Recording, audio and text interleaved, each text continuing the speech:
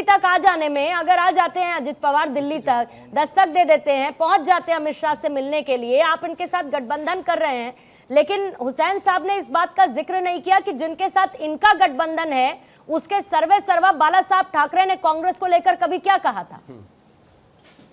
देखिए पूर्णिमा जी, बात यही नहीं, उसकी जवाब मैं देता हूं आपको। ठीक है, एक बार ब्रिजमोहन जी से मैं जवाब ले लूं हुसैन साहब, फिर आ जाती हूं आपके पास। हाँ बोलिए। देखिए मुद्दा यही है कि हमारे जो INDIA के साथी हैं, जिस गठबंधन में ये लोग रहते हैं, वहां ये एक दूसरे के ऊपर ही छीटाकशी करते हैं और एक दूसरे को इज्जत ना देना, एक दूसरे को सम्मान ना देना, ये इन लोगों के कार्यशैली का एक अंग है। वहीं महायुति में जो हमारे नेता हैं, हम सब लोग एक दूसरे से बातचीत करते हैं। हमें मालूम है कि गठबंधन में सबसे बड़ी पार्टी के रूप में भारतीय जनता पार्टी है और भारतीय जनता पार्टी की जो लीडरशिप है वो दिल्ली में है। क्यों नहीं जाके हम उनसे बात करेंगे? जब हम उनके साथ गठबंधन में हैं तो चर्चा नहीं अगर होगी तो किसी चीज का हम हल कैसे निकालेंगे?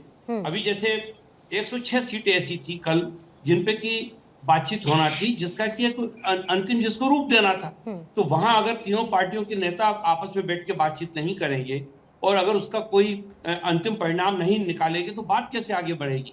मैं सोचता हूं कि ये जिस प्रकार के आरोप अभी हुसैन साहब लगा रहे थे या इसके पहले द्विवेदी जी ने भी जो बातें की, मैं पूरी इनकी सारी बातों से पूरी तौर से असहमत हूं। ऐसा लगता है जैसे कि एक स्टोरी राइटिंग की जा रही हो। अब आप बताइए, जो चीजें हम लोगों के यहाँ पे, हमारे यहाँ जो चर्चा हो रही है, उसकी जानकारी इनको कहाँ से मिल गई? एक प्रिजम्पशन पे पूरे देश के अंदर एक भ्रम का माहौल बनाने का काम जो किया जा रहा है, ये पूरी तौर से गलत है। हम लोग महाराष्ट्र में हमारी सरकार की जो अभी तक की उपलब्धियां हैं, हम उनको लेकर जनता के बीच में जा रहे हैं। ये एजेंडे पे तो बात नहीं करना चाहते। हम वहां जाना चाहते हैं कि हमारे देश के जो आदरणीय प्रधानमंत्री हैं, जो महायुति के सबसे बड़े नेता हैं, उनके सामने इस देश के 25 साल का जो एक खाका उन्होंने देश के सामने रखा है, जिसके ऊपर वो काम करना चाहते हैं, हम उन मुद्दों पे बात करना चाहते हैं। और महाराष्ट्र की जनता इस मामले में बहुत ही समझदार है।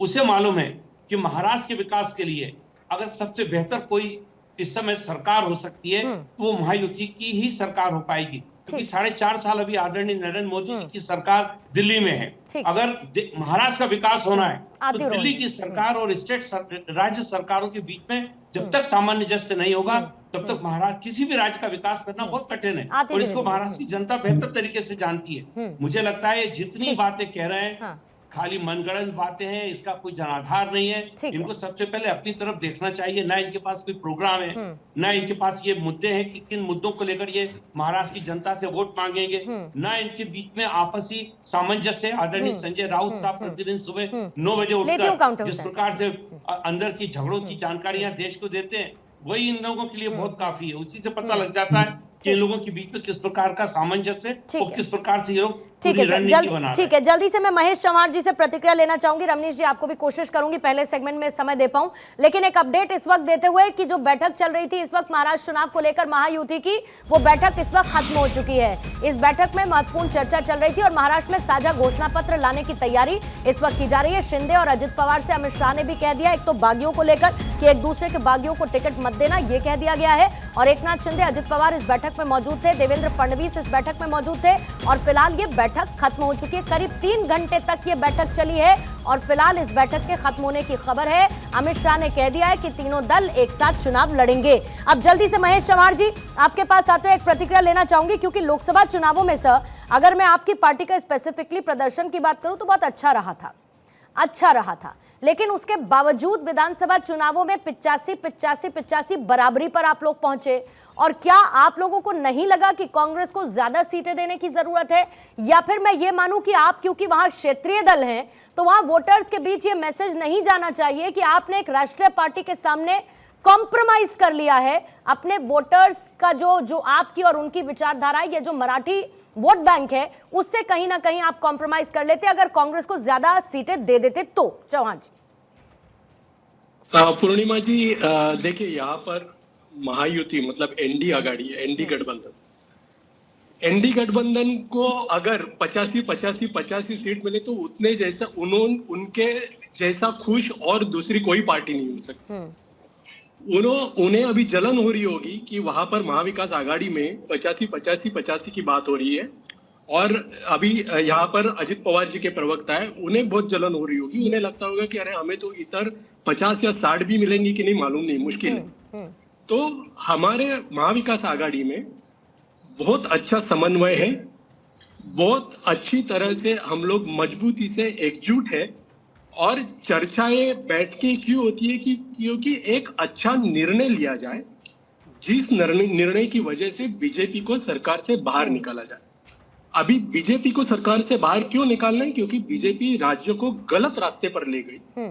8 लाख करोड़ का कर्जा महाराष्ट्र राज्य पर उन्होंने कराया, बेरोजगारी कम नहीं कर पाए, महंगाई कम नहीं कर पाए, किसानों की समस्याएं कम नहीं कर पाए, किसानों की आत्महत्याओं को रोक नहीं पाए, महिलाओं पे होते हुए बढ़ते अत्याचार को रोक नहीं पा रहे, कानून व्यवस्था बिगड़ गई है। यहाँ पर कुछ भी अच्छा नहीं हो रहा है महाराष्ट्र में। इसलिए हमें महाराष्ट्र की जनता को न्याय दिलाने के लिए उन्हें सत्ता के बाहर करना है, ये हमारी प्राथमिकता है। और उसलिए जितनी अच्छी तरह से हम लोग ये चर्चा में सीट शेयरिंग करें, उतना हमें फायदा होने वाला है। तो ये हमें सभी पार्टियों को ये पता है। अभी और एक बात मैं यहाँ पर कहना चाह रहा था, ऑलमोस्ट सभी प्रवक्ताओं ने यहाँ पर हरियाणा के बारे में बात की। अभी पूर्णिमा जी एक सिर्फ मिनट दीजिए मुझे। अभी हाल ही में जो लोकसभा के चुनाव हुए, उधर नरेंद्र मोदी जी के नाम पर चुनाव बीजेपी ने लड़ा, एनडीए आघाड़ी ने लड़ा, लेकिन जनता ने उनको जमीन पे लाकर रख दिया। नरेंद्र मोदी जी के 370 सीटों की सपने को उन्होंने 240 पर रोक दिया। बीजेपी और उनके एनडीए आघाड़ी के 400 पार के सपने को उन्होंने 290 पर रोक दिया। पूरे देश ने उनको उनकी जगह दिखा दी। और इधर एक छोटे से हरियाणा में, ठीक है, वो जीत गए, जीत भी नहीं गए पूर्णिमा जी, जीत भी नहीं गए। सुनिए हाँ, नहीं, मुझे एक्चुअली हेडलाइंस का सिलसिला हरियाणा में, हरियाणा में वो जीत भी नहीं गए। जितने 48 सीटें थी उतनी रख पाए, मतलब वो जिधर है उधर ही है। फिर भी बड़ा चढ़ाकर मुझे एक लाइन याद आती है महेश चमार जी, मुझे एक लाइन याद आती है। वो लाइन बोलते हुए मैं हेडलाइंस की तरफ जाऊंगी, रमनीश जी फिर उसके बाद आपके पास, और फिर सबके लिए काउंटर के लिए इस डिबेट को ओपन कर दूंगी। ये लाइन याद आती, द्विवेदी जी आती हूँ, कि खुद को खुश रखने के लिए ख्याल अच्छा है गालिब।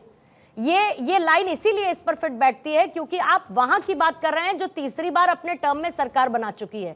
आप उसकी बात कर रहे हैं जो उस राज्य में तीसरी बार सरकार बना चुकी, जो अभी तक किसी की नहीं बनी, एंटी इनकम्बेंसी के बावजूद, और वो वहां पर सरकार नहीं बना पाई जो अपनी बार बार जीत का दावा कर रही थी। अब दोष जिस पर मरना है मर लीजिए सर, जो आपको जिस पर दोष मरना है मर लीजिए, लेकिन कुल मिलाकर जनादेश सबसे ऊपर होता है। पार्टीज क्या सोचती है वो मैटर नहीं करता, जनादेश सबसे ऊपर होता है। ठीक है, कि दोनों ही तरफ की बात करते हुए क्विकली, कि दोनों ही तरफ कुछ सीटों को लेकर इधर स्थिति है, तो वही कांग्रेस बार बार कम सीटों पर कॉम्प्रोमाइजिंग सिचुएशन में लगती है क्या आपको, या ये सिर्फ एक नैरेशन है या एक नैरेटिव है जो सामने आ रहा है?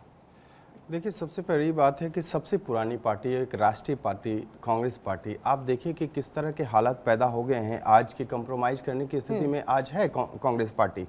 और जहां से जिसको जब मन चाहे दबाने की कोशिश कर रही है, चाहे उद्धव ठाकरे की बात करें, चाहे शरद पवार की बात करें। अभी देखिए, इन्होंने महेश चौहान जी ने बहुत सारी बातें को रखा, उसमें से ये शायद भूल गए कि 2014 से लेकर के अब तक ये लोग सत्ता से बाहर हैं, और मुझे लगता है शायद इसी का गम इनको सता रहा होगा। और आज हरियाणा में अभी हाल में ही चुनाव हार के आए हैं, उसके बावजूद भी इनकी आंखें नहीं खुली है। अभी देखिए, मैंने देखा कि जिस तरह के हालात हरियाणा में, जिस तरह की भ्रांतियां पैदा हुई थी, जिस तरह के स्वांग रचे जा रहे थे कि हरियाणा में कांग्रेस पार्टी प्रचंड बहुमत से जीतने जा रही है, और हमने देखा कि जो खास करके शैलजा जी के बीच में, कुमारी शैलजा और खास करके देवेंद्र हुड्डा में किस तरह से तनातनी देखने को मिली, और समाजवादी पार्टी की तो एंट्री ही नहीं हुई वहाँ पे। उसके बाद यही इसी तरह के हालात मैं देख रहा हूँ कि महाराष्ट्र में आज देखिए, सबसे पहली जो है सीट की बात, घोषणा करने की बात आई, तो सबसे पहले जो दिखाया वो है भारतीय जनता पार्टी ने। और स्ट्राइक रेट की बात करें 2019 के चुनाव में, तो मैंने देखा कि 164 सीटों पे चुनाव लड़ी थी, और उसमें से 105 सीट जो है जीतने में सफल रही। और स्ट्राइक रेट की बात करें तो 64% जो है स्ट्राइक रेट पे रही